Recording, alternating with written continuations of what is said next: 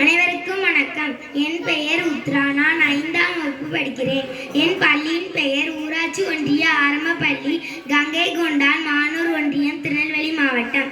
நான் இப்போது சுற்றுச்சூழல் பாதுகாப்பு பற்றி பேச போகிறேன். இன்பமாய் வாழ இடமளித்து, உயிர் வாழ தூய காற்றை தந்து, ஒப்பிலா குடிநீரும் தந்து, நம்மையெல்லாம் வாழ வைத்துக் கொண்டிருக்கும் இயற்கை அன்னையை முதற்கண் வணங்குகிறேன். மழைநீரே உயிரின் ஆதாரம். மனிதனால் அதுக்கு உண்டாகுது சேதாரம். நோயற்ற வாழ்வே குறையற்ற செல்வம். அதற்கு தேவை சூழல் பாதுகாப்பு.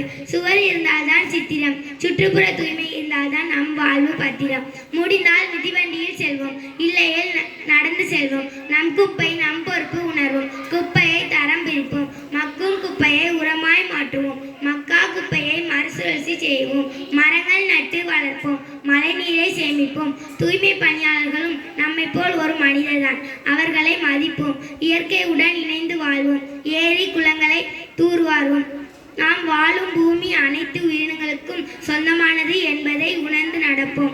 சுற்றுச்சூழலை காத்திடுவோம், தூய்மை இந்தியா போட்டிடுவோம். சூழல் பாதுகாப்பு நம் அனைவரின் பொறுப்பு.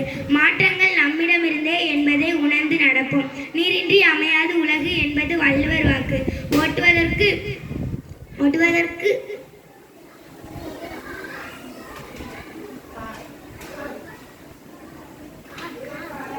ஓட்டுவதற்கு காரின்றி உயிர் வாழலாம், ஆனால் குடிப்பதற்கு நீரின்றி உயிர் வாழ முடியுமா? செலவழிக்க காசு இல்லை என்றால் சம்பாதிக்கலாம், சுவாசிக்க காற்று இல்லை என்றால் நம் கதிதான் என்ன?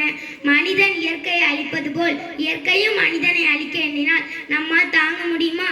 நம் தாத்தாக்கள் சுதந்திரத்துக்காக போராடினார், நம் அப்பாக்கள் வேலைக்காக போராடுகிறார்கள். நாம் வேலைக்காக போராட போகிறோம். நாளை நம் சங்கதிகள் உயிரை காப்பதற்காக போராட போகிறார்கள். நன்றி.